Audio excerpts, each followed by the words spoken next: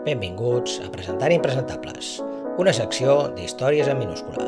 Presentem avui el capítol 67. Comencem. Ens trobem a Broxby, a Anglaterra. El 28 d'agost de 1592 ha nascut el petit George, fill d'un cavaller no excessivament important, anomenat Sir George Villiers. En les circumstàncies que es trobava la seva família, no tenia gaire recorregut el nostre futur protagonista. Per tant, va ser enviat a França a educar-se. A França, el nostre home va aprendre moltes coses de profit. Va aprendre a ballar, a saber manejar el floret, fins i tot va aprendre una mica de francès. El 1614, quan va tornar de França, estava ja preparat per obrir-se camí a la societat anglesa. L'esperança de la família, del nostre protagonista, és que pogués entrar a la cort i d'allà encaramar-se a un bon lloc.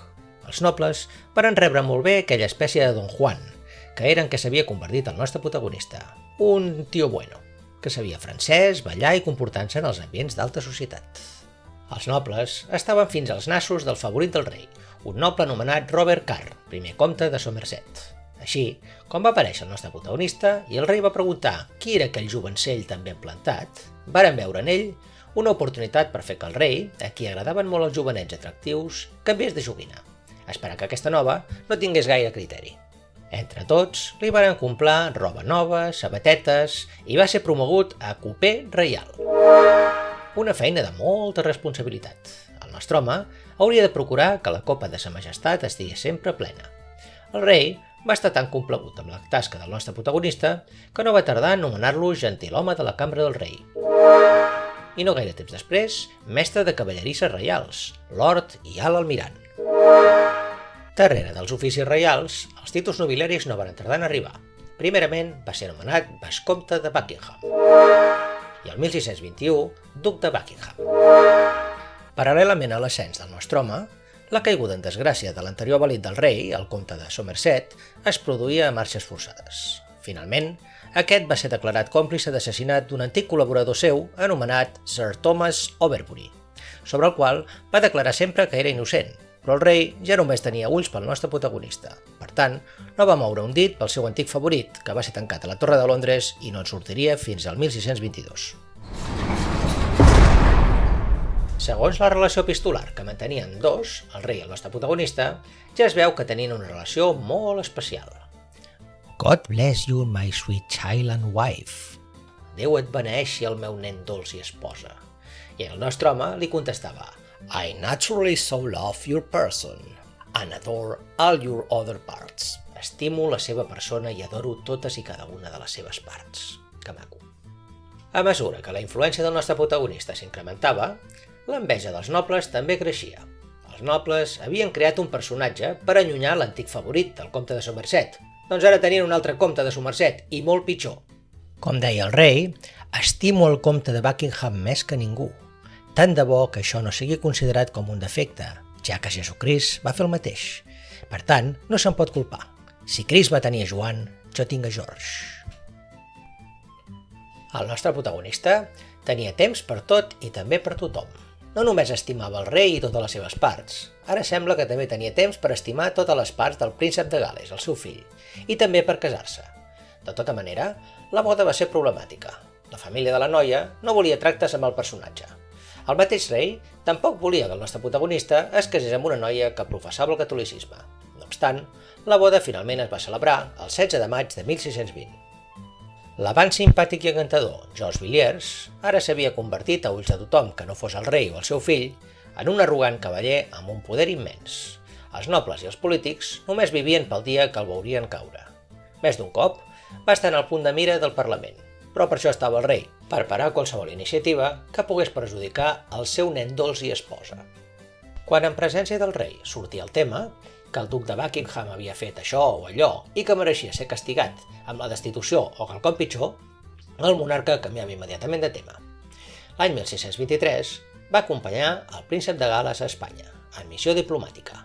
Anglaterra, des de feia temps, volia formalitzar el compromís entre el príncep i la infanta Maria Anna, la filla petita del rei Felip III. Quan varen arribar a Espanya, el nostre macho man li va fer gràcia a totes les parts de la infanta, i en lloc d'ajudar el príncep, va muntar un escàndol quan va enfilar-se a un mur per veure-la en roba interior. La infanta Anna li va faltar temps per dir-li al seu pare, el rei d'Espanya, que el company del pretendent l'havia estat espiant mentre es canviava. Varen ser expulsats d'Espanya. L'ambaixador anglès va arreglar les coses com va poder. De fet, fins i tot va aconseguir que el rei d'Espanya, com a mostra de bona voluntat, enviés com a regal al rei d'Anglaterra uns cavalls espanyols que serien els precursors dels pures sangs anglesos, però de la mà de la infanta ni parlar-ne. L'ambaixador anglès va demanar l'execució del nostre protagonista pel seu comportament a Espanya. El nostre protagonista, indignat, el que va demanar va ser la guerra contra Espanya, i el rei va canviar de tema. El 1624 va ser enviat en una nova missió diplomàtica a França, a sol·licitar la mà pel príncep de Gal·les d'Enriqueta Maria de França. Novament, el nostre British lover va encapritxar-se aquest cop de la reina Anna d'Àustria. El problema és que tirar-li els trastos a la reina en exercici pot no ser entès pel seu marit el rei, del país en qüestió. El rei Lluís XIII i el seu primer ministre, el cardenal Richelieu, varen decidir expulsar-lo de França. Això que t'expulsin del país que has anat a visitar diplomàticament és una gran descortesia. Només per haver intentat lligar amb l'esposa del rei. El nostre nen dolç i esposa va apoyar llavors els hugonots, que eren una facció francesa protestant que estava lluitant contra el rei de França. El 27 de març de 1625, el bon rei Jaume I va morir.